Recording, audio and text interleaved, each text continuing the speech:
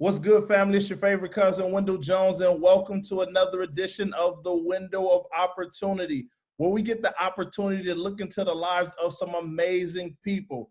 The person we have today is nothing short of amazing. We get to see where they started from and how they got to where they are today. And DeAntwann Johnson is nothing short of amazing. His journey is special, and I promise you, you don't want to miss it. How you doing today, DeAntwann? Man, I'm doing great. It's funny, like with the quarantine situation, like I am, I'm usually super busy, and we'll get into that a little bit. But lately with the quarantine, I just kind of been chilling, just been spending time with my son, becoming a stay-at-home dad, and it's been different. It's been challenging, but all love all together because this is time that I normally wouldn't have. So that's how my day has gone, just spending time with my kiddo. Oh, I think that's amazing. I think in this time, like you said, it's important to spend time with the people you love. We always talking about having more time to spend with the people we love. So, hey, I'm happy that you're able to spend more time with your son. Yeah, So for for the sure. people who do not know who you are, I know who you are. I know of all the amazing, special things that you've done. Yes, sir. Is DJ. I said his name earlier, but I'm going to call him DJ. I know him by DJ. Y'all gonna get to know him by DJ. He's amazing. So Yeah. for the people who do not know DJ, who is DJ? Yeah, so DJ, my government name is what I like to call it, DeAntwann Johnson. It's easier for most people to just pronounce DJ. I mean, this is something I've taken on since like middle school. But DJ is a person who has had a challenging life, a challenging childhood, and kind of was able to kind of power through that challenging childhood and become the person that you see today, who is a first and foremost a husband, a father, a counselor, a sports statistician, and a researcher. Right now, my full-time job is at Fox, and I luckily work at Fox full-time, and I also do part-time work with my business, with a couple of contracts with a school district doing counseling in schools with students, individual and group, and working with parenting and doing parenting workshops and different things like that. So in some instances, I'm a jack of all trades, but I know that God has been talking to me that I'm eventually going to have to make a decision on the path that I need to go that's going to impact the most lives. And that's the question I'll continue to kind of work towards as my journey goes. So I'm just a kid who I always say I am a person who feels obligated to give back and inspire and uplift others because of the journey, because of how far God has brought me. I just feel like, yo, I have no other responsibility but to be a vessel for the kingdom and just share my story so I can uplift and push and inspire others to live their best lives in spite of whatever journey that they're going through. So that in a nutshell, that's who I am. Oh, I think that's amazing. I think that journey has been amazing. So what got you started on the journey to want to share with kids? I know you didn't really talk about that, but I want to dive into that because I know that's something that's near and dear to your heart. What got you involved with kids? My first job with kids was in 2009, and the funny thing is, I was working full time at Coca-Cola at the time. It was crazy. I was working full time at Coca-Cola as a merchandiser, and then I was still going to school full time, and I was running track. I don't know how in the world I was doing that, but I eventually, working that job helped me realize, one, money is not that important, and two, at least in terms of like I held money in a high standard. Like I knew, like I was like, hey, if I get money, like things are gonna happen for me. And that job helped me realize, like, yo, it's not that important. Like, it's not that big of a deal. I need to get my education. I need to create opportunities so I don't have to work like this to get money. And so that job kind of helped me kind of discover and kind of move towards different avenues. And so I ended up getting my first job with the city of Long Beach, working in the after school program with like elementary age students. And I remember being in an interview and they're like, we're not going to pay you what they pay us. And I'm like, no, that's totally okay. Like I know where, where I'm supposed to be. And so I started working with kids in that, form and fashion. And I was like, okay, this is kind of cool. And so I kind of stuck with it. I worked with a different city, then I worked for another city. And then I just kind of coupled up that experience when I ultimately ended up working at a nonprofit in Upland. And that really helped me kind of dive full into where I am now, where I do counseling, where I work with families, and where I do speaking engagements. And the speaking part of it was kind of honed throughout my time in college, actually. I used, because of my rough childhood, there were certain things that I used to kind of allow me to cope with those different things. And one of them was writing. And I loved writing poetry.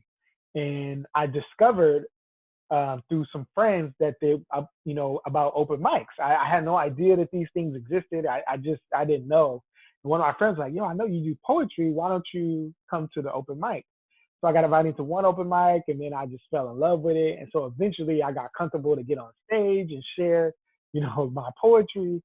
And then I did that more to the point where I'm memorizing. So it turned into this big thing. But, I always kind of look back and reflect on my life a lot. And when I reflect back on that time when I was getting into poetry, I was like, yo, God was preparing me to be the speaker that I am today. He's like, hey, go in, share a little bit about your life through this poetry, get comfortable with it. I had some friends who were running open mics and wanted, like, there were times where they let me host the open mic. So it was like, get comfortable in front of a mic, and then we're going to utilize your voice for a greater purpose. Mm-hmm. So now I'm looking back at that like, okay, this was planned, right? This was the path. But at the time, it was just one of those things where like, I love this. I love speaking. I love sharing. I love, the how people feel when they hear my story, when they, get inspired by it. And that kind of was the beginning of me speaking in front of people, and then take that with working at a nonprofit where I was actually working with the youth. I was like, okay, no, I need to work with youth because I'm resonating with them on a level that not many people are resonating with these kiddos. And so that just kind of pushed me to pursue this even more. I have a two-part question for you. Okay. And the question is, I'd like to hear a little bit more about your journey and how your journey has helped you to connect with the kids. That's the first question. And the second question is, how has your counseling helped you also be able to connect with the kids, especially when you get up in front of audiences and speak? Yeah, so I, was born to 16-year-old mother and dad. So they had me when they were young.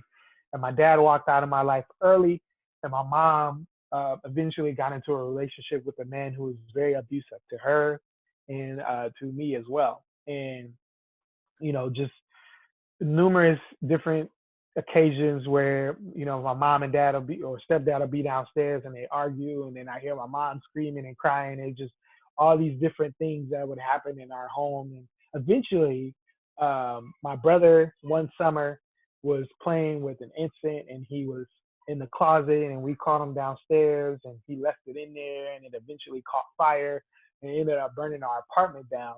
And we ended up being homeless that summer. And that summer pretty much changed my life.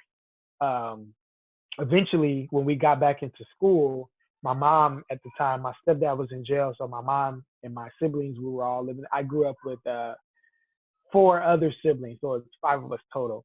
And we were living in this 2-bedroom house. And my mom would, strip and do different things to, get money on the table. And eventually she got into drugs. And eventually she wasn't able to take care of us anymore.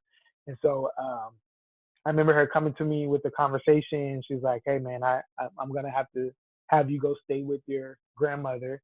And, when I get myself back together, then I'll come back and get you guys. And that ultimately never happened. There was chances, there was opportunities. We were very close at times, but I ended up and my siblings ended up staying in the foster care system. I aged out. I'm not sure what my other siblings, I got to ask them, but I ended up aging out because I moved to California for my senior year in high school. And that just kind of, my journey was just kind of the rough part of my childhood was literally before fourth grade. And then fourth grade on was just me, one, processing and dealing with that trauma in some form or fashion, whether it was anger issues, whether it was fighting and getting kicked out of school. And the crazy thing is, as much as I got in trouble, I look back now, like throughout all of my schooling, I managed to never fail a class.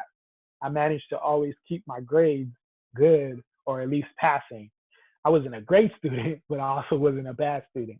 Yeah. And so that was kind of my journey to get to where I am today, where I feel like students see me and they see my life and they see the things that I get to experience in life and they think, oh man, you had it made.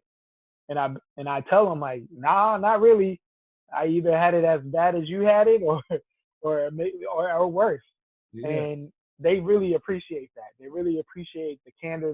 They appreciate the truth behind, what I share with them. And man, I'm just so real with them. Like, hey man, this is the reality. I'm a counselor and I've been educated and I got my master's degree in it, but I really counsel with my life at the forefront. I know that maybe that sounds weird, but basically like I kind of look at different lessons and different things that happen in my life and I see how I can apply it to help others in their own lives.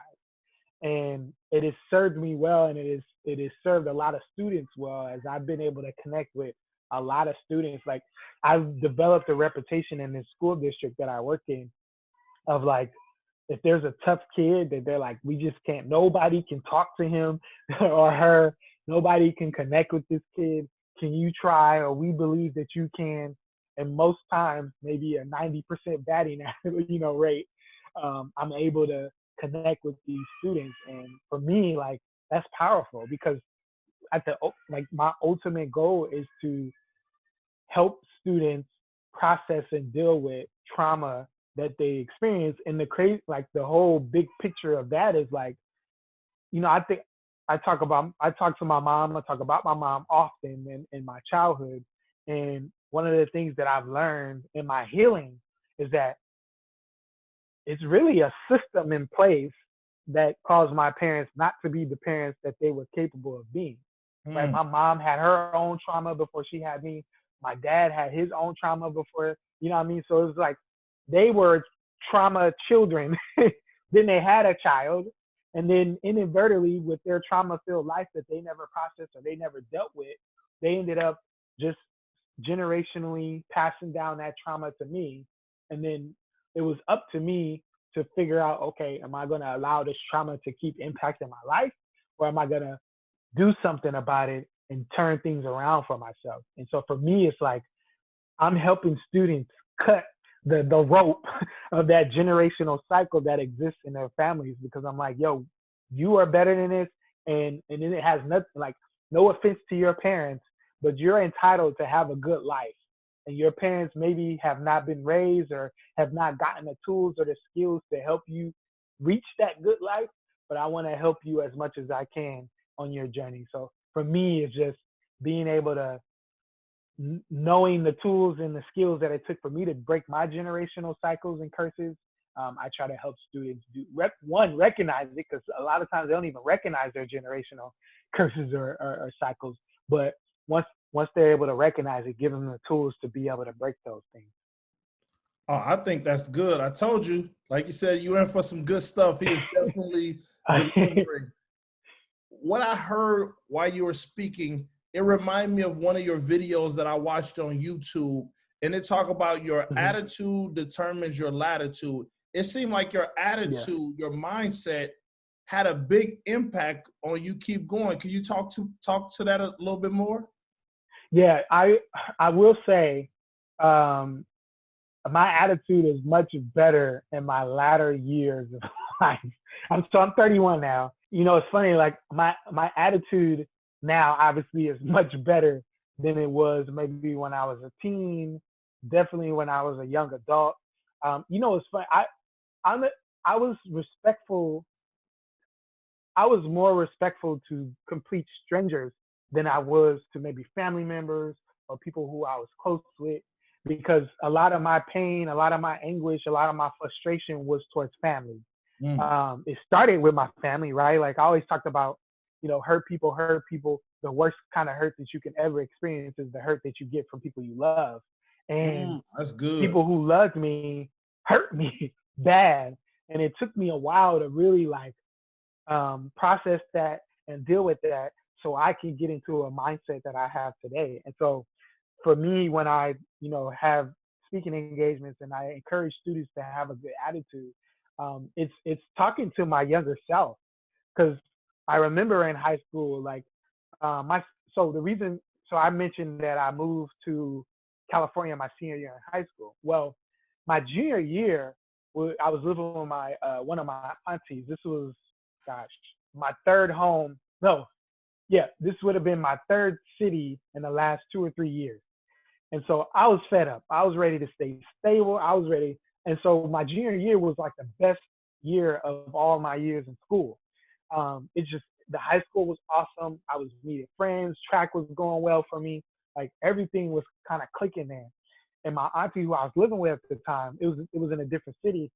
She wanted to move back to our hometown, and I was frustrated. And I started like, yeah, because I always kind of had this, because of my childhood, because of my inability to trust family and to trust people who were anybody really. Um, I just had a hard time like really trusting people. And so the moment like I'm happy, like why? So I was just really frustrated. So that summer, I was kind of wilding out. I went because she wanted to move back, and I could tell like I wasn't gonna get my way. I ended up going to a friend's house who she knew of, and I stayed at his house for like a week. And she ended up like, calling the police and saying that I ran away and different things that happened. And the crazy thing is, while I was at his house for a while because I was gonna do something stupid. We had some friends who were robbing people's houses, and so I was trying to get in on that because I needed some money to be a part of like some event that I used to go to, and I wanted some fly clothes. And so luckily that never came to fruition, thank goodness. And so that whole summer was just kind of me and her fighting back and forth. And eventually we discovered that my family in California was going to allow me to stay here. And so I had a big blow up with my auntie when I got to California. And so eventually what ended up happening was I had to look at myself and I had to say, okay, DJ, you are going to have to take control and take some responsibility for your actions and all of the things that are happening right now. Yes, you've been hurt. Yes, you've been upset. Yes, your mom walked out of your life. Yes, your dad walked out of your life. Yes, your stepdad made your life a living hell. Yes, you cannot trust people, but that shouldn't keep you from being the best version of yourself in this moment. And your stanky attitude, this chip on your shoulder attitude, is not going to get you where you need to go. And I literally had to like have that because I was a runner, right? Like I would run from my situations. I would run from my problems. I wouldn't address them head on. I moved so much. I just thought that was how you solve issues, right? Yeah. And Yeah. so for me, I was like, there was a situation where my freshman year in college, I finished the freshman year. I got into it with my auntie really bad. I was like, you know what? I'm out. I'm running. I'm moving. I moved to Florida, had some issues there, ended up coming back. And when I came back from Florida, I was like, okay, something that all these things are happening and there's only one constant, and that's you. Yeah. And so how can we deal with you? Because you are so worried and so trying to control every other aspect of your life, and you're not even trying to control your life. And right now, you need to deal with the issues that are at hand, and you got some anger, and you got some frustration, and you got some animosity that you need to deal with, or you are not going to be the person that God needs and wants you to be. And so I was like, dang, man, why you got to be so real with me? And so from that point on, I was like, I apologized to my auntie, and I just really got into a space of like, okay, I need to move forward. I need to stop blaming my mom. I need to stop blaming all these. I need to stop blaming my past for where I'm at, and where I could be, and just move and just work and just treat people right, if it's my family or not. And so that's kind of where that attitude determines your latitude. Because I know, like, when my attitude was one way, I experienced some good things in life, right? Like there was some fool's gold part of my life that was happening.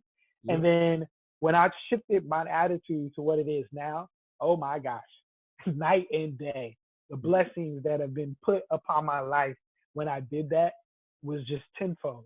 And so now when I talk to students, it's like, yo, you need a good attitude, right? In that video, I talked about how my good attitude led me to get my job at Fox. Like, I met a person one time at a party. We had a conversation. There was no conversation after that. 4 months later, he remembered the conversation enough that he said, when a job opened up, I want to reach out to that guy and I want to hire that guy. Oh, dang. I thought you froze again. But yeah. Think about that more, about that power of having a positive attitude no matter what. Yeah. Like, here's what I've learned. I've learned that you have the right to be upset. You have the right to be angry. You have the right to have animosity. You have the right to hate every person in the world. You have all right to do all of those things. But what I've learned is there's no power in any of those things. It's temporary, maybe. You might feel good for the moment. You might get some fool's gold out of that, since I used that word already. But one of the things that I've really learned was the positive attitude has gotten me farther than any negative attitude could ever bring me. Oh, that's good. Because I realized people don't want to be around negative people. You're right. Like, people don't want to be around that drama all the time. People don't want to be around people putting them down. People don't want to be in a negative environment. They want positivity. They want to feed off of that energy that you give. If you're the type of person who's like, man, I hope you're having a good day, or I really like your shirt. I really like I'm that type of person. And I realized that people are more, they react better to that positive attitude, that positive nature. And I found that my life has just gone in the way that I have dreamed that it would go, because of my positive attitude and just looking at everything in a positive spin. I'm gonna be honest, when the quarantine happened, there was a moment, right? I had a moment where I was like, yo, my speaking engagement's getting canceled. I'm losing thousands of dollars. Like, I had a moment where I was like, okay, what the heck? And then I was like, okay, let's flip this. You had your moment, you cry, you whine, and let's adjust now. So I was like, okay, cool. I'm gonna start going on IG Live more. I've done it twice now. I rarely did it before the quarantine. I'm gonna start getting back into my scripture and my prayer, because I was slacking and I wasn't doing that.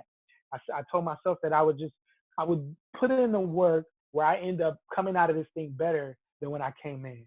So for me, I'm putting in work now because of that positive attitude and that positive spin on the situation, which you can easily look at CNN all day and get all of that negativity hitting you like bam, bam, bam, bam, bam. Or you can be like, okay, I'm going to shut down CNN and I am going to create the narratives for my own life. And for me, it's about looking at all of the positives of life, because for so long I've looked at the negative and it didn't serve me well. See, I could tell that you're a very positive person, even from your book title, The Sun is Always Shining. Like, yes. Talk about your book a little bit. Yeah, so the title came, and I kind of put it in the book. So the title came, when I moved to California, it was the first time that I've ever been on a plane. I'm from Indiana. I didn't mention that, but so I grew up in Indiana, and if you know anything about the Midwest or the East Coast, we have seasons, and it's winter, it's spring, it's fall. And I would say half, if not maybe 60% of the days are cloudy. We experience a lot of cloudy days. We experience a lot of days where we might believe that the sun doesn't come out. And when I got on a plane, it just happened to be cloudy. It just happened to be kind of like misty. It wasn't like a good weather day. And I got on the plane for the first time, nervous as heck. I never flew on a plane before. It's a nonstop flight. I'm on the plane for 4 hours for the first time ever. I get up. Well, I don't get up. The pilot lifts our plane up, and it starts going above the clouds. And then I see the sun shining bright as heck. And I thought to myself, yo, the sun is always shining. Like, if you really think about it, like we have in our minds when it's cloudy, when it's raining, when it's thunderstorming, when it's a tornado, like we think we get this idea, like in our mind, like we know the reality is that the sun is always shining, but for whatever reason, whatever storm that we're in, whatever hardship we're dealing with, we feel like that there is no shiny days, there is no sunny days, there is no light at the end of the tunnel. And that helped me realize, like, yo, the sun is always shining. And so for me, even though I had went through all those things in my life, and there was elements of my story where I realized that the sun is always shining. And now that I am the person that I am today, I want people to realize, like, no matter what you're going through, no matter what kind of life you've had, no matter what things you're experiencing at the moment, realize that it's just a temporary storm that is eventually gonna pass, and your sun is gonna reveal itself because it's always been there. It's just things blocking it and impeding its path, so that you can't see it. So it makes you think that the sun is not there at all. So the book is about that, but it's a fictional story based off of my life. I wanted to write it biography style. I wanted it to be my life, which it is. The only thing that has changed is that there's different names, different titles to different places and schools and different things, because my publisher, because of some of the stories that I shared in it, they didn't want me to get sued. So they encouraged me to make it fictional. And so yeah, that's The Sun Is Always Shining. I think that's great. If you haven't read the book, I advise you to go get it. Think about it. Like you said, the sun is always shining. It reminds me of that picture that I usually see posted on social media. On one side, a person's looking out the window and it's all dark and gloomy. And on the other side of the bus that they look out of, it's all shiny and beautiful. So you're right. It's all based on how you see it. And if you always see it as the sun is always out in your life, then you'll start to work towards trying to make things happen in your life. So that was good. That was good. So another thing that I noticed going through your social media is the fact that you have an accountability group, which you a great speaker, with you writing your own book, with you having a wife and family. Why is it so important to have an accountability group? Yeah, so I as a person who I consider myself an up and coming speaker, right? I'm still working towards being my best self as a speaker. And so what that means is that I still follow the Inky Johnsons, the Eric Thomases, the Jeremy Andrews. Like there's certain speakers that I follow to kind of get tips and kind of strategies to become a better speaker myself, but also just learn the game from those people and get what they offer to people who are trying to make the most and make the best of themselves. And so Eric Thomas has a community called Breathe University, and I joined it like a year or so ago, a couple years ago.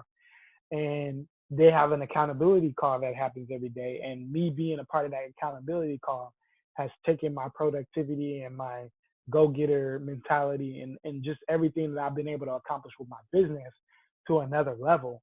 And so for me, when establishing my own accountability group, I really wanted friends and anybody else to have the opportunity to get what I felt like was very awesome, right? Like I felt like I was getting a cheat code of life, being a part of a community that was pushing me to these levels and pushing me to experience and accomplish all these different things. And so I just kind of put it out there to a couple of friends like, hey man, I want to put this together. Are y'all down?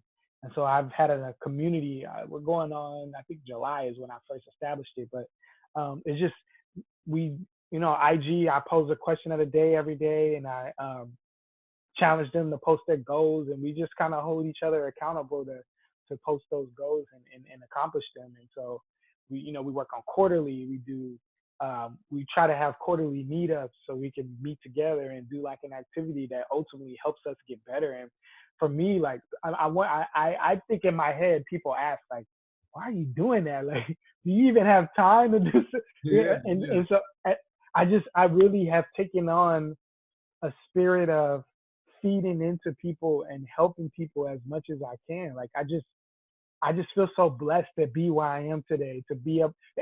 And I think I feel so blessed because it hits so close to home what my life could be like, right? Like I have a brother, I just sent a letter off to him right now. I think he's in jail or in a mental like he was arrested. So he's in jail, but I think he's getting help for his mental health issues that he's dealing with. And so I just sent a letter off to him today. And so like we came from the same family. We grew up in the same kind of adversity, and he went one way and I was able to go another way. And so when I have that so close to my home, like in my life, my bloodlines, like for me, it's like I consider myself blessed, extremely blessed.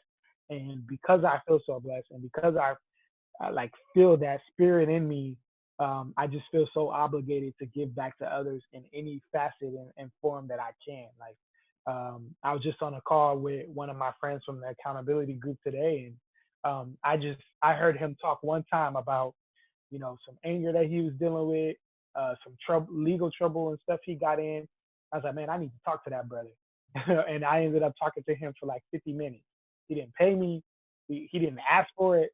I just felt it in my spirit to just reach out to him and just have a conversation with him because, like I said, man, I'm extremely blessed. And I feel like God has blessed me with the ability to really connect with people and to really tap into being the best version of yourself. Oh, that's awesome. Like you said, just for you to take the time out of your schedule to see someone that's in need and reach out to them, I think that's awesome. I really appreciate you for that. Like, because there's people who see that and walk right past it. So thank you for that. So let me ask you, if someone's right now in a time of quarantine and they're demotivated, they're not encouraged, how do you stay motivated in a time like this? Man, it's easy for me to kind of say this, but I really want people to tap into, I really want them to tap in and channel their own adversity. I shared what I've experienced in life. And so coronavirus to me is like, this it? This all you got? In my mind. And I think for people, they need to kind of have that attitude and that spirit towards this, right? Like if we really look back at people's lives, right? Like if we really take a moment to say, what have I been able to, what is the worst thing that I ever had to experience in life, right? Most of people would say coronavirus ain't touching that. Yeah. So I think we can't be prisoners of the moment. We can't be like helpless. We can't be like, woe is me. Like we like I said, you're entitled to that. You have every right to be that. But where's the power in that? Do you want the depression that ties to that? Do you want the sadness that ties to that? Do you want the stagnant nature that's tied to that? Or you want to be able to say, okay, this happened. I had a moment. I was upset. I was frustrated. But what am I going to do to be better coming out of this thing? The battle that I realized that I need to win every single day is my mindset. I have to tell myself, like, that's all it was for me in this coronavirus situation. It's consistently telling myself, I want to be better when this is over. I want to be in a better position. I want to be a better husband. I want to be a better father, because all those things were lacking before coronavirus. Yeah. Like, for me, like, the funny thing is, before the coronavirus hit, I would be so busy, right? Like working full time, doing my business, doing speaking engagements, being a dad, all these different things. And I just remember being in the car driving home from work a couple of times, like, God, I just need a week. I just need a week from of everything so I can do business. Like I updated my logo like back in October, and I never updated my website with the new logo. Like it was all bad. And I Yeah. just remember telling God, like, I just need a week. And then the coronavirus hit, and then I started getting calls like, okay, this job is, working from home. This job is canceled. Like, and so then I was like, okay, it was almost like God was telling me personally, like, okay, here's more than a week. What you gonna do with it now? So I was Yeah. like, okay. I updated my website. I worked on some different parents. I finished my parenting notes. I've been working on an online parenting course that I'm trying to drop by the summer. I'm sorry, that I will drop by the summer, right? Language, right? Yes. and so I finished the planning to the point where now I just need to record the videos for that. Yeah. Working on parenting webinars, and I'm going to be collaborating with certain people. So I'm putting in work, and I'm not putting in work because I'm just a productive person and all these things. Like I got all these amazing things happening in my life. I have made the decision in my mind that I'm going to be better coming out of this thing than I was before I came in it. And I can say right now, 30 or so days into it, that I am so much better, and I'm in a much better position. And I think for people, we got to stop having pity parties for ourselves, and we got to say, what do I want? Do I want to sit here and soak in my sadness, or do I want to really put in the work and figure out how can I be better for my family? We just got to recognize the blessing that we have, right? I know a lot of people have lost jobs, but the government has done certain things to help you get financial assistance and do different things. Not, albeit slow, albeit crazy and frustrating, but there's I feel like people have to tap into what message is being said about whatever is happening for them. And I feel like God was telling me, use this time wisely. And I think people need to figure out what God is trying to tell them in this time. Oh, I think that's awesome. See, I told you you were in for a treat. You hear all these gems and how he started from where he started and how he got to where he is today. Yeah. I told you were in for a jam-packed message. So Yes, if anyone is looking to keep up with you, how do they find you? Yeah, so I'm on IG most of my days, as Will Smith would say. My IG is DJ Inspires All, DJINSPIRESALL. You can mostly reach me there. I'm also on Facebook under my government name, DeAntwann Johnson, DeAntwann. Or you could I should have just started with this. My website has all that information, djinspires.com. There's information about, what I do, who I am, information about purchasing my book, whether or not you want to speak, book me for a speaking engagement, whatever it is. You could definitely reach me on my website on djinspires.com for sure. All right, so I like to leave our guests with the last word. Do you have any last words of encouragement or any words that you just want to give our audience before you leave? Yeah, I want people who are watching this to, if you are one of those people who are like, man, this is tough times, this is rough, all these different things kind of happening and going on, and we are a people collectively, right, who have overcome so much. We've overcome wars. We've overcome civil civil rights, like the issues with that, like segregation, like all these different things that we've had to overcome. And there's so much strength in our DNA. Matter of fact, there's too much strength in our DNA to let coronavirus deter us from things that we need to get accomplished, from things that we need to get done. So I encourage you to listen in this time. Listen to whatever message that God is trying to tell you in this time. And I need you to listen, hear it, apply it, and ensure that, tell yourself every day if you have to, how can I be better coming out of this virus situation than I was coming into it? You might not have a job, but will you have picked up a skill that can help you get a better job? You might not have this, but will you be able to educate yourself on this to be able to get better at that? Like, this is the mindset that you have to have in order to keep moving in the direction that's ultimately going to allow you to be the best version of yourself. I've learned that from my own personal experience, that being stuck in sadness, being stuck in anger and frustration didn't serve me as well as it could have. But being in this mindset of positivity, being in this mindset of speaking life and inspiring and pushing others to be their best selves, this is where the money is at. This is where my happiness flows. Like, this is where I feel like I'm being a good servant to what God wants me to be. I thank you so much, DeAntwann, aka DJ, for sharing so much wisdom and so much understanding with our audience. You have been nothing short of amazing. I thank you, and I thank each and every one of you for watching. Share, like, comment, let us know what you think, and thank you once again for being on. Yes, sir. I appreciate you, brother. Keep doing this awesome work that you do.